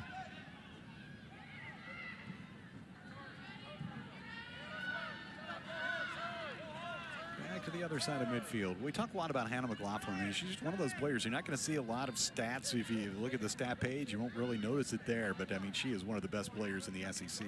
Exactly. And that's why, you know, the first thing I always like to ask a head coach, and you're similar, right, is about the back line. Because they don't get enough credit. They truly don't. Because we are a stats and numbers-oriented society, right? And so we're looking at goal scorers, who's setting up the goals, right? Or even the keepers, right? How many saves they're making, goals against average, things like that. And listen, I'm a numbers dork as much as anybody else, but the back lines, they don't get enough credit for what they do, especially having to stop some of the critical pieces up top on both sides. Served in, Mary Beth McLaughlin. Sliding to her left was Duffy, who's been busy in this second half. Made 3 saves on the day.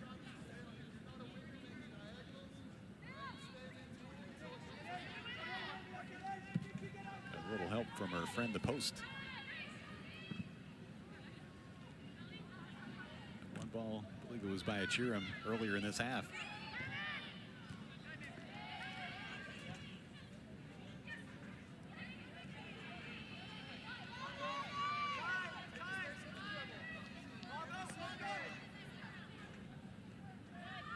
Middle of the field, and now Lexi start to get these spots in the game, or you can be a little more patient if you're Vanderbilt. You're up by 2 goals, and all day. No need to really try to force anything. Listen, Vanderbilt's possession-based anyway, but yeah, you're trying to control nice and simple. And if you can add a third, try and add a third. Pugh, offside.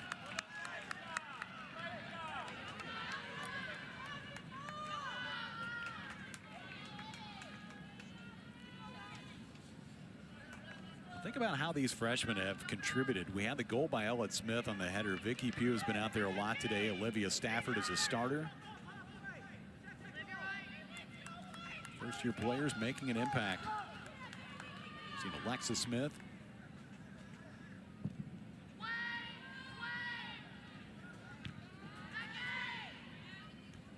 Commodores down a couple starters for Oklahoma. They missed a stretch here in the second half without Naomi Clark, who was injured.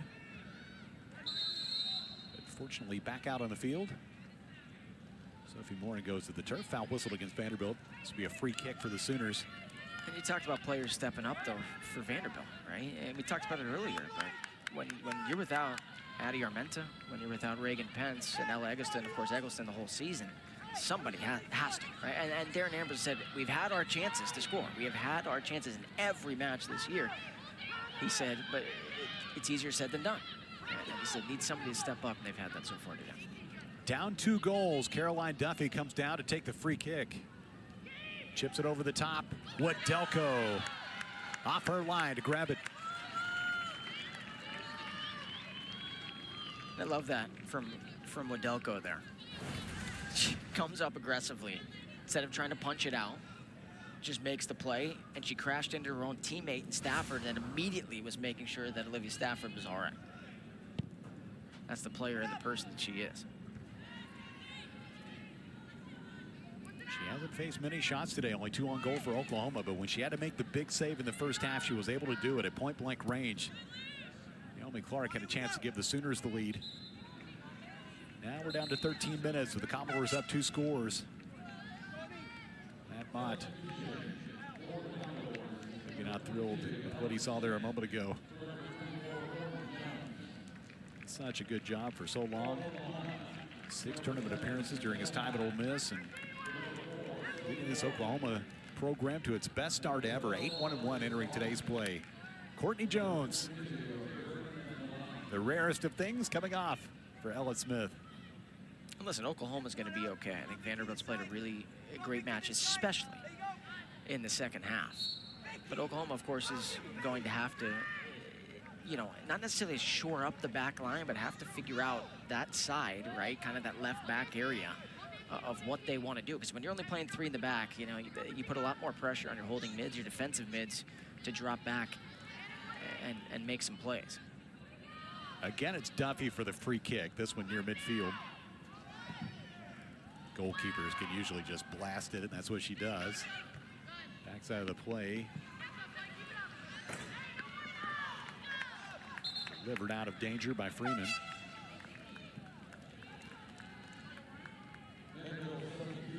Kayla Kiefer for Oklahoma. Sydney Watts for Vanderbilt. 2 of the top offensive weapons for both these teams.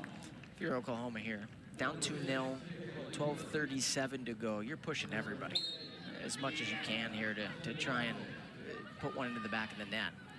Yeah, job 1 is to score 1, isn't it? You just want to try to climb back in the match with a goal that cuts it in half, and then you go from there. Ligon. Exactly, and if you let up a counter chance and a 3rd goal for Vanderbilt, oh well, right? It's hard to score 2, so.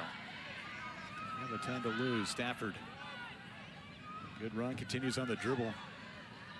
All the way inside the 18-yard box. Oklahoma prevents the corner kick. Time started to become at a premium for the Sooners with 12 to go. Stafford played a season-high 69 minutes at Arkansas, had 4 shots on goal in that match. The freshman from Arlington, Virginia. This is match number 10 for Vanderbilt. She has started 8. Backside, Ella Smith looking for her 2nd goal. Macy Dieter was thinking the same thing.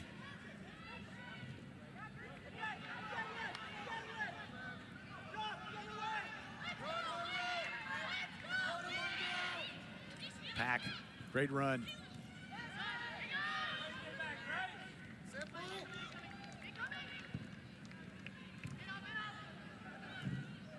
Vanderbilt too, you're in when in doubt, clear it out territory. Right. When you're up to, even if you're up 1-0 here with 11 to go in the SEC, but let alone up 2 goals, when in doubt, just get rid of it. Situation where you can play it safe. Knocked out of midfield. A win for Oklahoma last time against Florida 2-1. A tough loss for Vanderbilt on the road at Arkansas to the 10th ranked Razorbacks. Trying to score a first SEC win of 2025.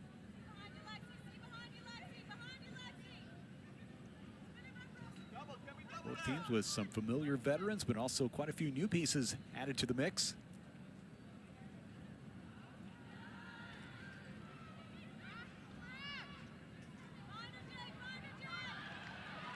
Great move. Scoop. Duffy. Vanderbilt scored the 2 goals, but she's been terrific in net today. It's been put to the test. That could be a card. We'll see. get a yellow card. A play right at midfield. Clark's getting beat up today. But one and down, it's just good to see her back on the pitch. She went out with a right leg injury earlier in this half. Was on the sideline for a few minutes and then came back.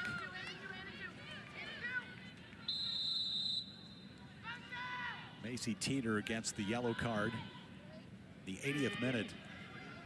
All the way in, Wadelko hops up, grabs it.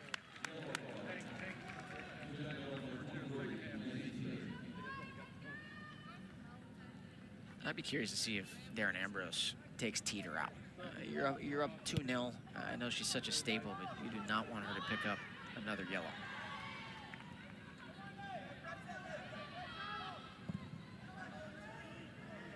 Good ball. Over the top. Smith in front. Fullerton can't convert. Said, boy, I had a great chance there. Just couldn't knock it home.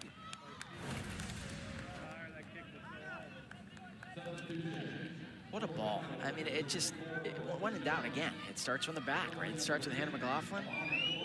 And then you see Fullerton here, and yeah, she's going to be thinking about that when she's going to bed tonight, right? Had a great opportunity. But again, you keep building. You see Darren Ambrose saying, hey, we're okay. We're okay. And now he's going to say, hey, we can either finish near post, keep it on the ground there, right? So that's what he's talking about. But he loves the effort. Loves the effort. If this score holds, you're going to get a really happy Darren Ambrose after this match. A very frustrating night in Fayetteville last time out. Morrell fires. It goes off of Mary Beth McLaughlin. And for the first time today, Oklahoma earns a corner kick. This will be from the right side.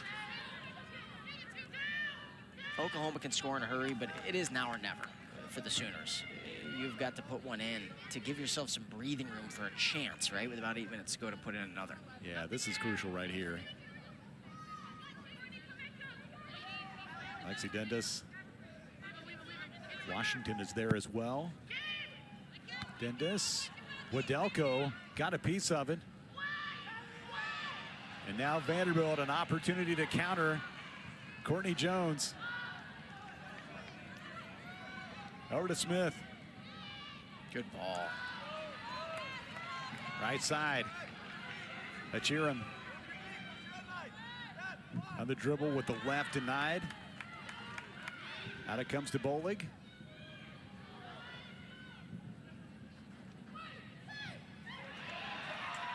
Score number 3. Vanderbilt had him on the move. There was Sydney Watts, Courtney Jones. And that will likely put it out of reach with just under 8 minutes to play. You know it's better than 2, Kev? 3. This is just clinical once again. The service is just brilliant. It's brilliant, and all Watts needs to do is get a little touch, right? All she needs to do is get a little touch, and that's just a wonderful service there by Ellen Smith. Smith had the header into the back of the net, and now makes her mark, serving one in to Watts, and Watts, with her 6th of the year, continues to lead this team. A goal and an assist for Smith. Watts gives Vanderbilt that big 3rd goal.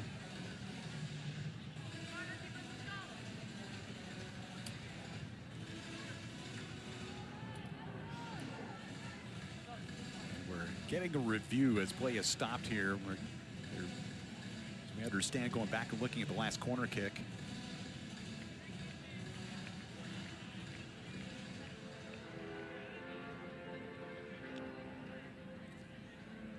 My guess is handball. Brandon Dowgs is today's referee. The reason they don't stop it right away is because of a counter opportunity. It's not fair in this opportunity, or in this sequence for Vanderbilt, where all of a sudden they have a counter opportunity, and then look at that, they wind up scoring. Yep. So that's why they don't stop it right away.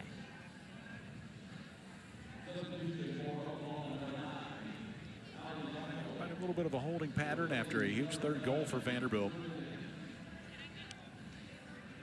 Commodores made a sub. Susanna Soderman goes in to replace Mary Beth McLaughlin. Vanderbilt has limited the SEC's highest scoring team. Oklahoma kept them off the scoreboard today and really limited the chances. Only one corner kick and only 2 shots on goal. 4 total shots. Vanderbilt 17-4 in that department. 7-2 in shots on frame. 3-0 in goals. This is one of those situations here where if you don't find anything definitive, you know, you got to stick with the call. Go back and look at it again.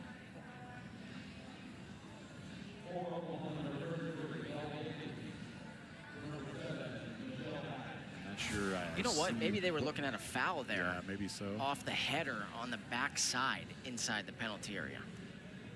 Because there's definitely no handball. And I think maybe they're looking at a whistle for a foul. I think it's after it's punched out by Widelko. Watch the backside of the play right here. Right here. They're looking, I think, for head-on-head contact potentially. That's the only thing I can think of. But again, this is one of those with 7:56 to go. You and I talk about it ad nauseum. Every sport. But it can't be a 5-6 minute review right, when it's 85, 90 degrees out, right? If you don't see anything, you got to stick with what the call is. You talk about a handball. I wonder if it might have bounced up and hit Courtney Jones in the hand before she started the counter the other way. And listen, that could be what they're looking at also. But you know what I mean? This is about pace of play, especially in the sport of soccer where you have a running clock for a reason. All right.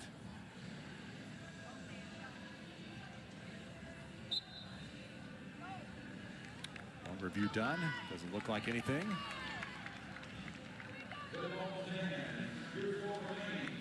Remains 3-0 Vanderbilt with a little under 8 minutes to play. I think if you're Vanderbilt here, you'll see most of them kind of park the bus, push back here. You're good with 3.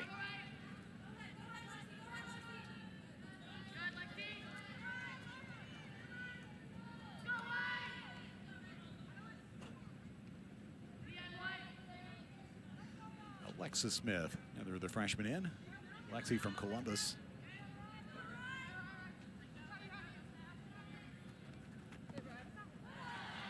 But that play by Ellen Smith, that ball was rolling out of bounds. Now it's Watts. Takes his shot. Just missed a brace. It just curved a little too much. Headed toward the post. Listen, this is why I'm not coaching, and I'm up here in the booth, right? If you know, you're not good with 3, maybe you're good with 4. But you just had the opportunity right there. That was a terrific play by Ellen Smith to get it started. I'll tell you what, she has earned a start in the next match coming up. The ball's in the air. I thought it might find that top right corner.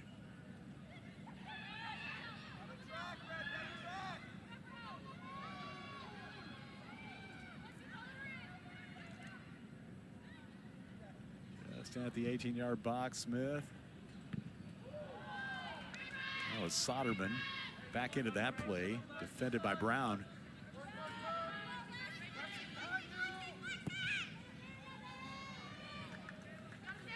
Kiefer. Definitely a quiet day by her standards. SEC leader in assists, 3rd nationally, 8. Which sounds like a lot in 10 matches. Because it is. Because it is. She's a special player. We are under 6 minutes here in the Music City, where Vanderbilt has control of this match with a 3-0 advantage. It was tight, scoreless through the first half, all the way to the 60th minute. Vanderbilt scored twice in 2 minutes. Capped it off in the 83rd, the Sydney Watts goal that made it 3-0. Ella Smith, Macy Teeter, the other 2. It's just amazing looking at the SEC schedule. It really is. It's just a gauntlet. Because I'm looking at Vanderbilt, you're sitting there, man, you're going to be so happy about this win today when the result is finished, when the final whistle blows. But then you immediately got to flush it after 24, 48 hours because you're at Texas. Yeah, right? we got a batch of taxes on deck for you. How about that? And then if you're Oklahoma, you know, obviously you're not going to like this result at all. But when you fly back to Norman, you got to get ready next Friday for South Carolina. That's which has been a traditional power in the SEC for years. I mean, They're absolute one of the best power. programs. Yeah, and so that's what's so tough about it. Even win, lose, or draw, you got to flush it immediately. El Canty.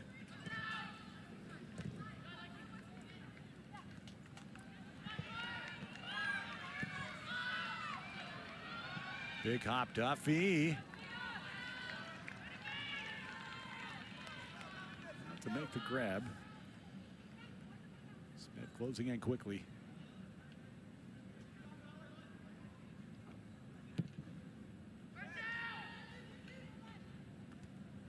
Ellen Smith, the Gatorade Player of the Year last year in the state of Tennessee, out of Houston High School in Germantown. It's her hometown.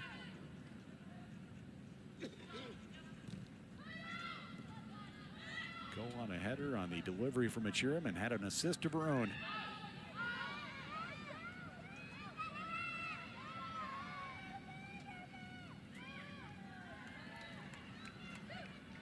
Freeman.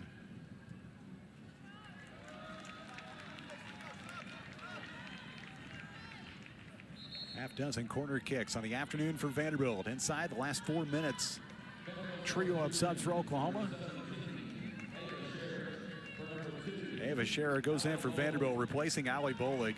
Another player has not been out of the match very much today. This is the right move in terms of opportunities, right? Final 3:46, but also to get some of the key pieces out of there and let them rest the rest of the way. They've earned it. Jones went in low, intended for Soderman.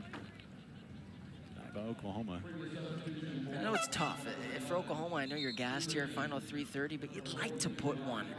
You'd like to put one past Sarah Wadelko here, just to feel good, at least about the final 3 minutes on that flight home. The Washington State transfer, Kiki Smith, enters for Oklahoma Sooners. I'm surprised we didn't see Kiki Smith a little bit earlier, especially with how hot it is. Match on Thursday. It's a player that Matt Mott raved about. Said she's got some serious skill. She's a native of Arizona. She transferred from Washington State, but redshirted last year with an injury.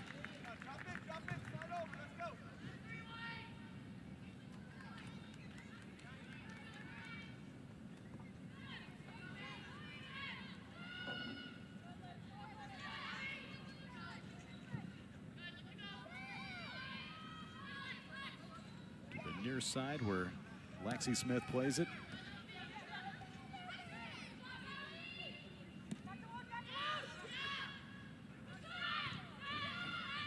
Now it's just a matter of playing keep away and getting to the finish line with 2.5 to go.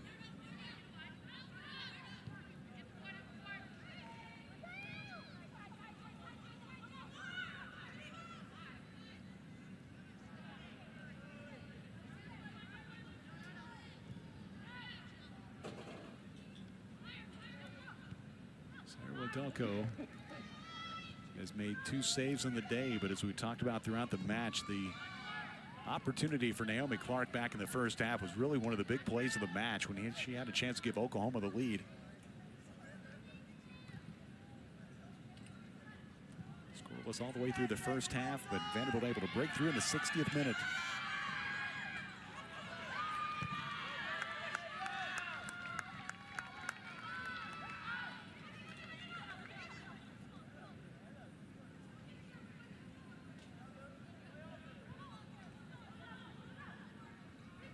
The second defeat of the season for Oklahoma.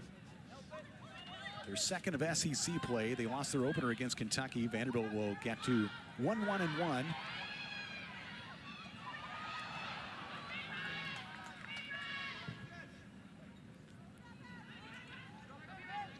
Watts is never satisfied with just one.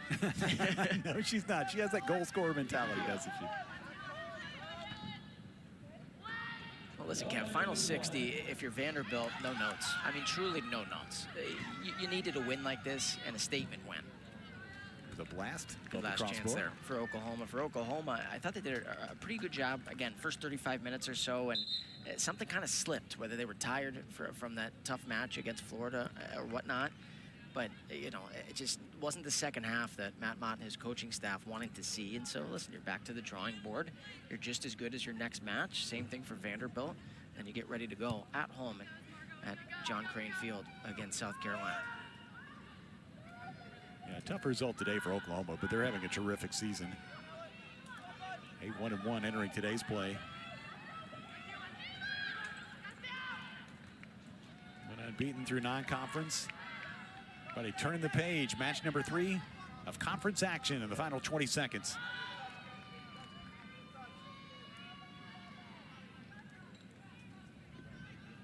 Coming up when we're done, we'll visit with Vanderbilt senior Macy Teeter. She scored the all-important second goal for the Commodores in the 62nd minute. Final seconds here in Nashville. Vanderbilt has its first SEC win of 2025, defeating Oklahoma 3-0. Veteran coaches Darren Ambrose and Matt Mott. A huge second half for the Commodores. Ella Smith, her first career goal in the 60th minute. Vivian Achiram played the ball in, and Smith with a header. Macy Teeter found the ball at her feet, knocked it home with Jones recording the assist to make it 2-0, and then in the 83rd minute, Sydney Watts put it away. That from Ella Smith.